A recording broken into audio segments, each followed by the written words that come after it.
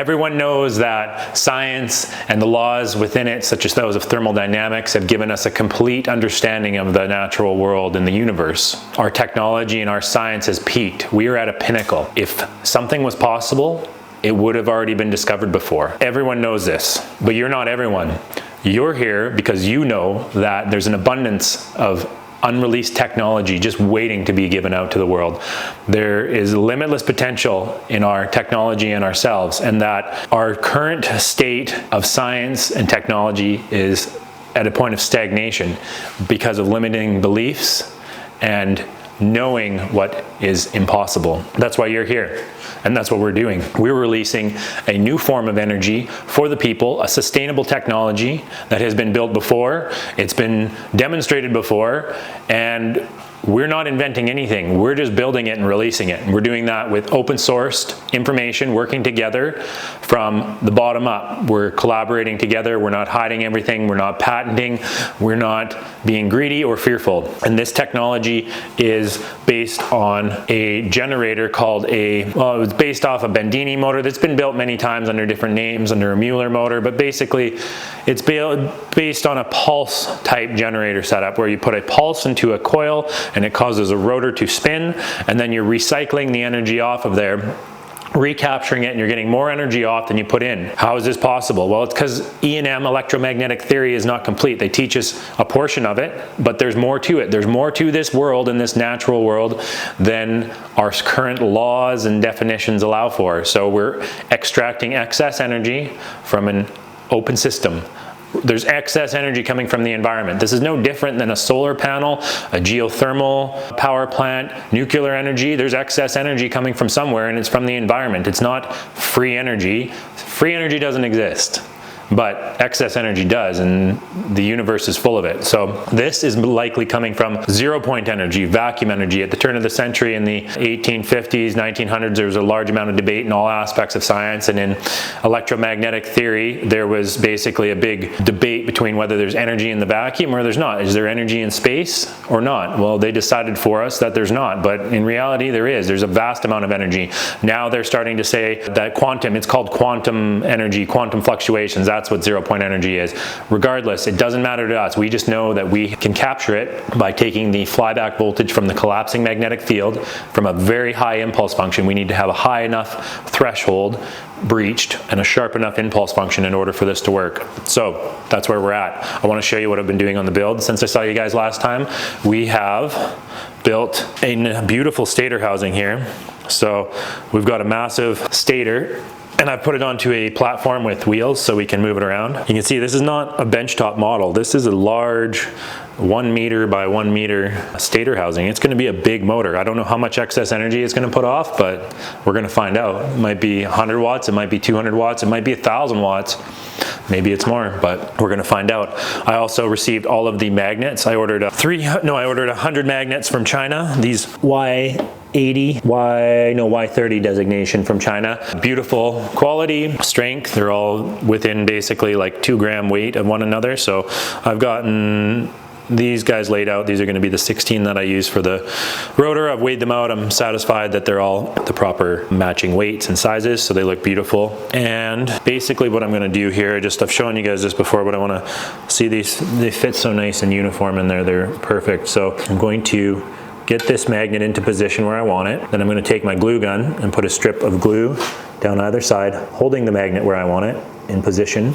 And that'll allow me to take my epoxy and syringe it into this back side here. So we're going to glue it from the back. I'm going to do that for all 16 magnets. I'm going to start doing that this evening. So that's the magnets and the rotor. It's coming together quickly. I also received bearings. These are ceramic bearings. Hopefully you can hear and see that. They're beautiful. They have like 0 resistance. So I'm going to use full ceramic bearings.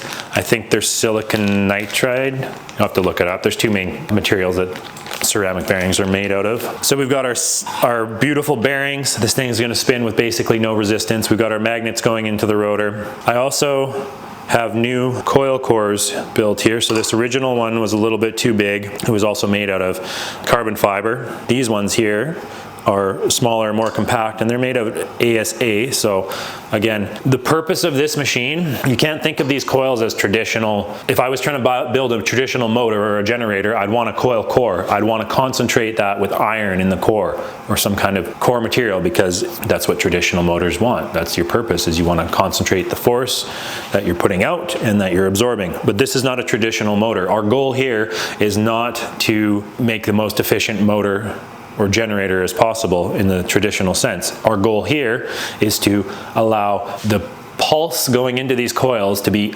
unimpeded as possible. So in order to do that, running an air core.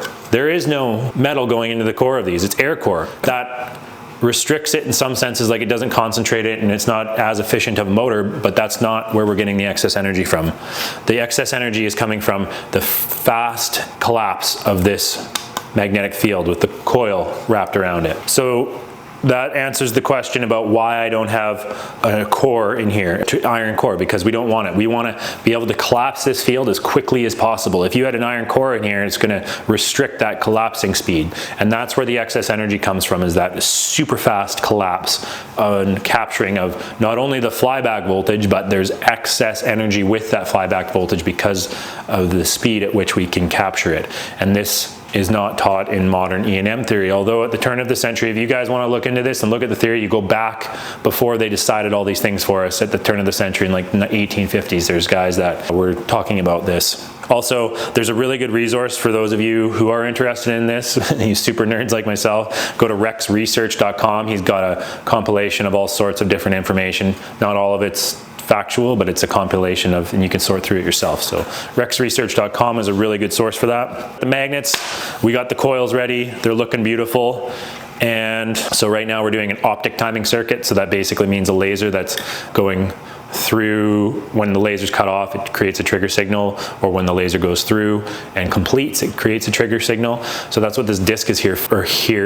That's what this disc is for a laser to be triggered. Every time that it hits a slot, it's going to create a pulse, and we're going to mount this on the end of the shaft, so when it's spinning it gives us our trigger signal. We may also try, we're going to try Hall effect sensors as well. So it's basically an optic sensor for the timing signal, or a Hall effect sensor. The Hall effect is triggered by a magnetic field coming in, and the optic sensor is triggered by a laser being completed or incompleted, a laser beam. So basically right now Joe's building all of these beautiful electronics. It's going to be an absolute thing of beauty, this machine.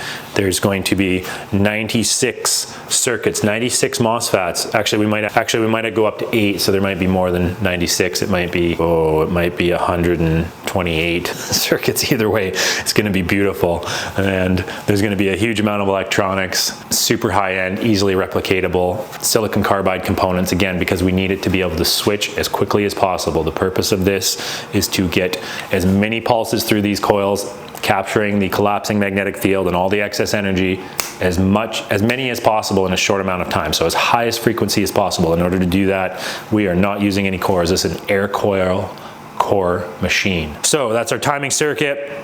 The coils, I'm going to start winding. Basically, I've got all my, what was this? I think it's 20 gauge. Yeah, it's 20 gauge wire. And I'm going to start spooling this out, twisting it together. I think me and Joe have decided on going with 8 strands per coil. I had an example around here somewhere. I don't know where I've lost it now, but anyways, it's going to look basically just like this coil here. There was 8 on this original Bendini. This is a precursor, just a test model benchtop that demonstrates this technology. These Bendinis were built with transistors. Our current model is being stepped up, super high end, and it is built with MOSFETs. So as Paul Babcock said, this is a go-kart. It's meant to demonstrate stuff, but it's not going to power your home. And this is a hot rod. This is the opposite. This will power your home, or at least a small cabin. We'll find out, but eventually we're going to be able to scale it and power homes and gardens. The world we can change with this tech. So help me out if you guys want to contribute to this financially in the future. That'd be amazing. I got to spend like $5,000 on batteries here pretty soon. You know, it's going to go forward with or without you, but help me out. I'll give you the ability to do so. And anyways, if you've got skills in video editing or thumbnail making, I could use some help with that. If you're really good at data logging, maybe contact us, but we're probably going to take care of that with a capstone project here at the university. And yeah, always happy to hear your comments, suggestions, reach out. I love you all. Thanks again. And the next video, I'm going to have these magnets mounted, and we're getting very close. This is going to be running by the end of summer. You guys, we're going to change the world. So help me change the world. Open source this tech. Let's move forward together.